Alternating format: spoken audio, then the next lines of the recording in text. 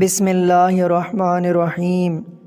گھبراہٹ what's app کی نہیں، بات پرائیویسی کی ہے۔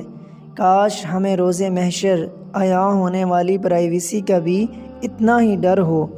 دنیا میں آپ کی پرائیویسی تک کوئی رسائی حاصل کر لے تو اتنا ڈر جاتے ہیں، اور پتہ چل جائے کہ کہیں کوئی CCTV کیمرہ لگا ہے یا کوئی شخص ہمیں دیکھ رہا ہے تو وہاں گناہ کرنے سے ڈرتے اور ہچکچاتے ہیں۔